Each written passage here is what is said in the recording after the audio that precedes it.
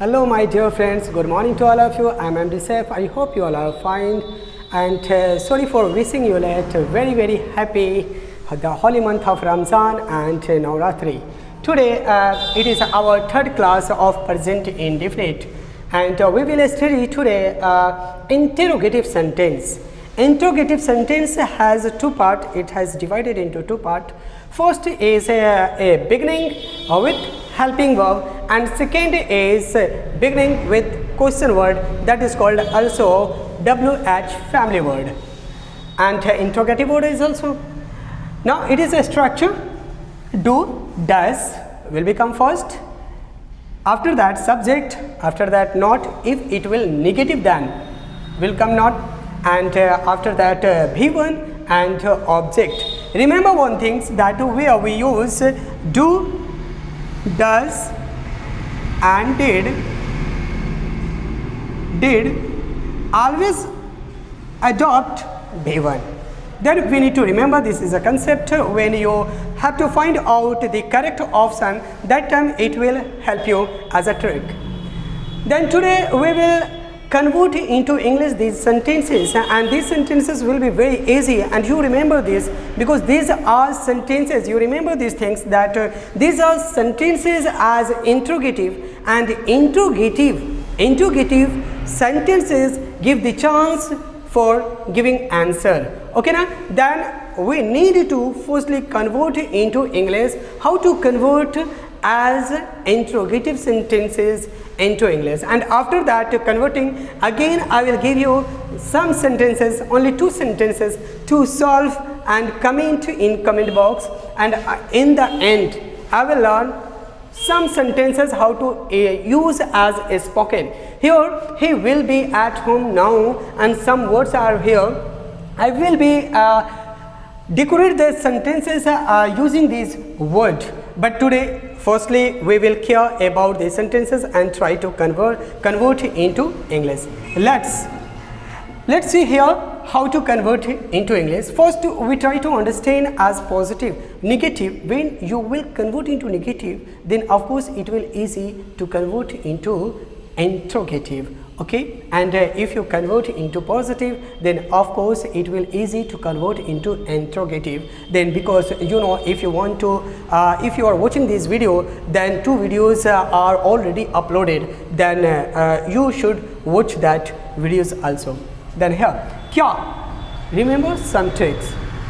Firstly we need to find out subject and secondly verb. Subject is here, subject is doer. Doer कौन है इसमें देखेंगे हम, इन sentence में देखेंगे डूअर कौन है, करने वाला कौन है, क्या वह अंग्रेजी जानती है, जानने वाला कौन है, वह है, और यहाँ पे ता प्लस हाँ जो इसका पहचान है प्रेजेंट इंडेफिनिट का, वही मेन वर्ब होता है. तो ये मेन वर्ब हो गया. पहले देखते हैं इस क्या का मीनिंग कुछ नहीं होता है. इस क्या का मीनिंग आपको कुछ नहीं लिखना है, रिवर्स आना है फॉरवर्ड में सी है ना. सी यहाँ पे अगर लिखते हैं आप, सिंगुलर है ना, ये जब सिंगुलर है तो इसके साथ कौन सा वर्ब लगाएंगे, तो डू लगाएंगे या डज लगाएंगे. तो पहले ही वीडियोस में हम पढ़ चुके हैं कि अगर सब्जेक्ट अकेला हो तो उनके वर्ब में आप एस लगा दीजिए, तो इनके हेल्पिंग वर्ब में एस लग जाएगा तो हो जाएगा डज. तो does she speak English, does she speak English.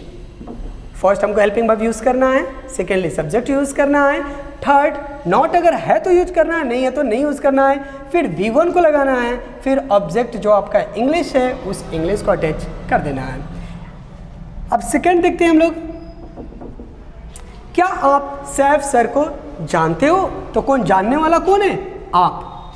काम क्या कर रहा है, जानने का वर्ब. तो आप चाहते हैं कि पहले हम यू लिख ले, तो बिल्कुल आप लिख सकते हैं यू, मगर यू से पहले हमको हेल्पिंग वर्ब, यहाँ सब्जेक्ट ना है, हेल्पिंग वर्ब हमको लिखना है.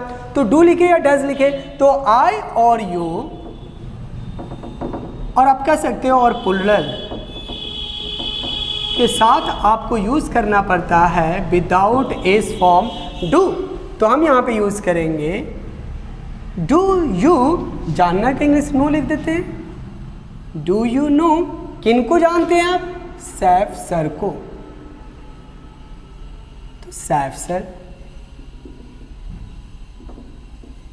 Do you know safe sir? Sorry, interrogative word, interrogative sentence will adopt interrogative marks. Okay, then here third example, क्या आप IPL मैच देखते हैं? Because this IPL match is going on and young boys like to watch this IPL game and really this is very interesting game but I don't watch. So here, क्या आप IPL match देखते हैं? कौन देखता है? आप, subject हो गया, क्या करते हैं? वॉच करते हैं, देखते हैं, वर्ब हो गया। तो आप चाहो तो आप यू लिख सकते हैं, पहले हम यू फिर अडॉप्ट करता है डू को, तो हम पहले डू लिख लेते हैं। ऐसे हम यहाँ पे देख सकते हैं कि interrogative sentence beginning with helping verb, यानी हेल्पिंग वर्ब से ये शुरुआत होगा। हेल्पिंग वर्ब डू डज है, इसी से ये शुरुआत होगा। तो यहाँ पे देखते हैं क्या, डू यू देखने का इंग्लिश वॉच कहते हैं।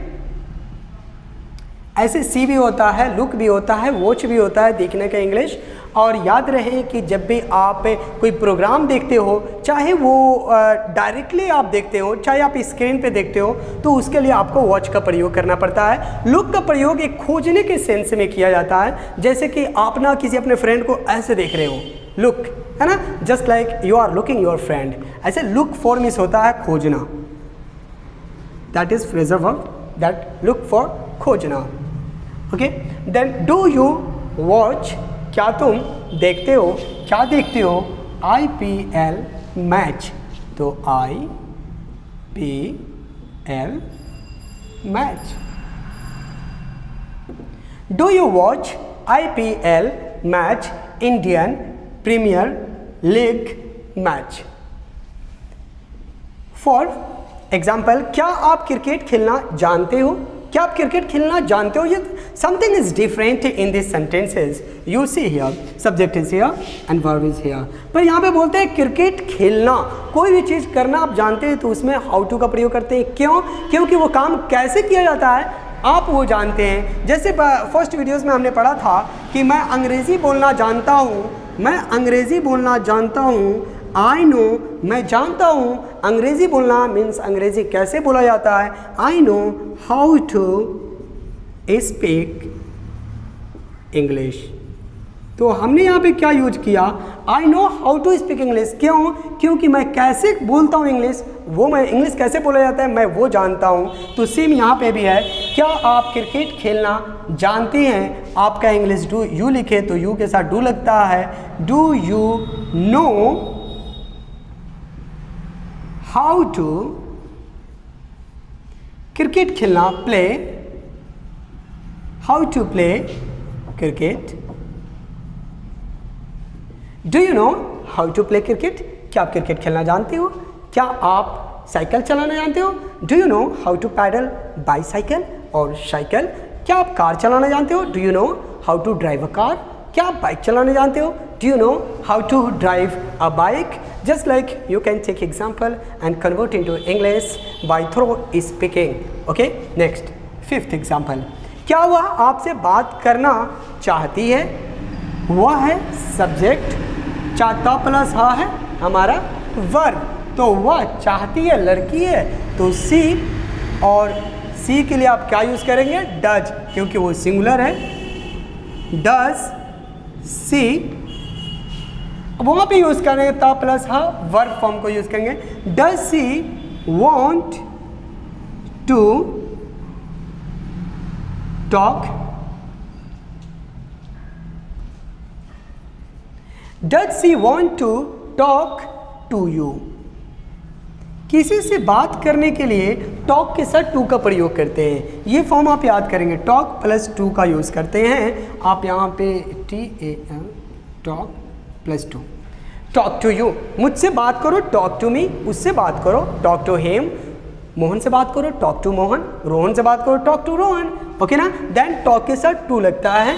ये प्रीपोजिशन सेटल्ड प्रीपोजिशन है, ऑलरेडी डिसाइडेड है, तो आपको ये देखना पड़ेगा। और यहाँ पे टू इसी वजह से यूज़ हुआ क्योंकि मेन वर्ब ये है और ये इन्फिनेटिव वर्ब है। इसीलिए इन्फिनेटिव वर्ब जो होता है वो हमेशा टू प्लस V1 लेकर आता है। टू के बाद हमेशा V1 का प्रयोग होता है और इसे हम टू प्लस V1 को कहते हैं इन्फिनेटिव वर्ब। अगर सब्जेक्ट का रूप लेता है तो ये नाउन का रूप काम करता है। Okay, then 6th example is, क्या यह रास्ता पटना जाता है? क्या यह रास्ता पटना जाता है? तो सब्जेक्ट क्या, यह रास्ता, और काम क्या है, जाना। तो देखते हैं, यह रास्ता सिंगुलर है तो डज लगाएंगे। Does this road go to Patna? Does this road go to Patna, verb का फॉर्म यूज किए और कहाँ जाता है तो पटना के लिए, टू पटना। ओके, जब भी आपका गो आए और गो जब भी आपको प्लेस इंडिकेट कर दे, लेकिन याद रहे प्लेस का वो एक कॉमन नाउन या प्रॉपर नाउन होना चाहिए, तब आप यूज़ करते हैं टू। लेकिन कुछ ऐसे वर्ड होते हैं जो एडवर्ब कर लेते हैं, प्लेस ऑफ एडवर्ब होता है, जैसे गो के लिए देयर, तो गो देयर आप गो के साथ टू नहीं लगाएंगे, गो देयर का यूज़ करेंगे, प्लेस ऑफ एडवर्ब है। अच्छा, 7 का यूज़ करते हैं। 7 एग्जाम्पल, क्या यह बस दिल्ली नहीं जाती है? ये निगेटिव है जो स्ट्रक्चर में आपको दिया गया हुआ है, तो सब्जेक्ट के बाद निगेटिव नॉट का भी यूज़ करना है। क्या यह बस दिल्ली नहीं जाती है? ठीक, यह बस है सब्जेक्ट, जाती है वर्ब, तो क्या से स्टार्ट है तो डज लगाएंगे। दिस बस,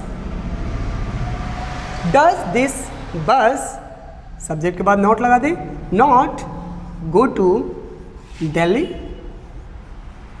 फिर हमने बताया क्या कि अगर गो के साथ आपका कोई ऐसा नाउन हो जो कि प्लेस ऑफ नाउन जो जिसको कहते हैं, वो आपका अगर प्रॉपर हो या कॉमन हो, उसके साथ आप टू का प्रयोग कर लेते हैं। लेकिन प्लेस ऑफ एडवर्ब आ जाता है तो आप टू नहीं लगाते हैं गो के साथ। अच्छा, इसमें लॉजिकली क्या आपका था कि आपको क्या देखना होता है, प्रेजेंट इंडेफिनिट में आप जो भी पढ़ रहे हैं, तो प्रेजेंट इंडेफिनिट में लॉजिकली आपको क्या देखना पड़ रहा है? देखना आप ये पड़ रहा है कि आपको V1 लगाना है या V5 लगाना है या डू लगाना है या फिर आपको डज लगाना है। आपको जनरली में यही फाइंड आउट, यही 4 बेसिस पे आपको रूल फॉलो करना पड़ेगा, जो इन पे आपको केयर करना पड़ेगा।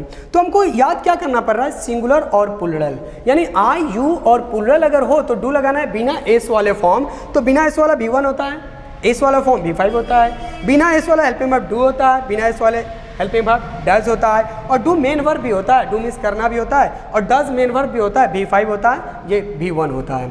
तो okay, now next we need to see here as a spoken English, if you want to use this word, then of course you can use these sentences as such type of sentences, such type of sense while speaking English। पहले हम इसका हिंदी बता देते हैं, meaning क्या है। Eight shop, दुकान पे, एट स्कूल, स्कूल में, ऑन लीव, छुट्टी पे, ऑन ड्यूटी, काम पे, इन द वे, रास्ते में।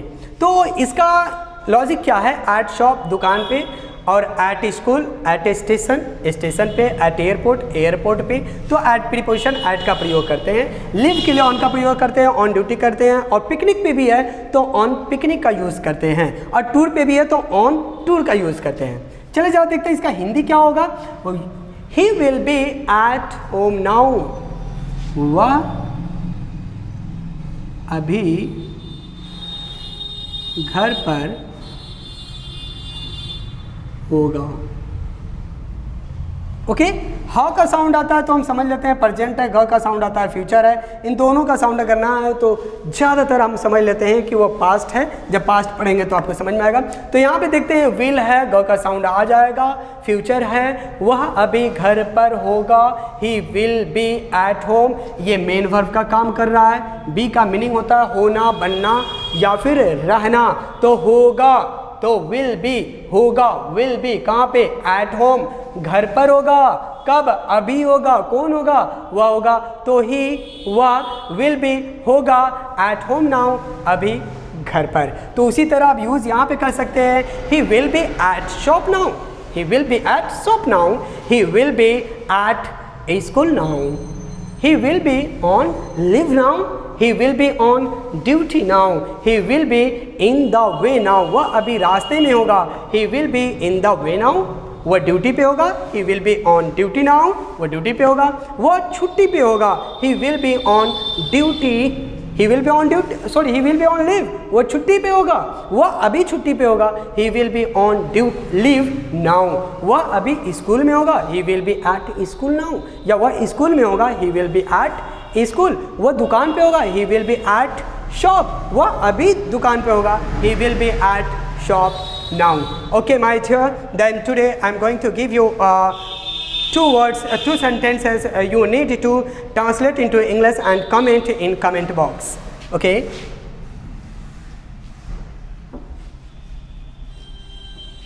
first sentences is here. क्या आप की पत्नी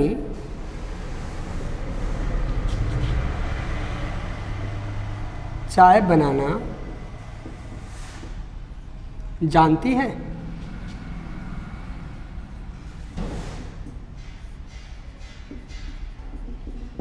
One sentence is here, and second, you need to make it correct.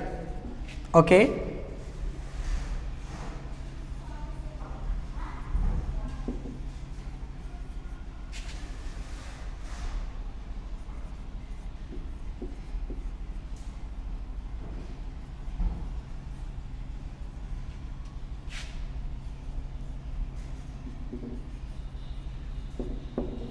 you need to make it correct. Okay na, it is incorrect sentence and you need to make it correct. My friend do not read at night, you need to make it correct and comment in comment box, and you need to also translate into English and comment in comment box. आपको बहुत ही जल्दी next video में मिलते हैं, तब तक के लिए thank you and bye bye.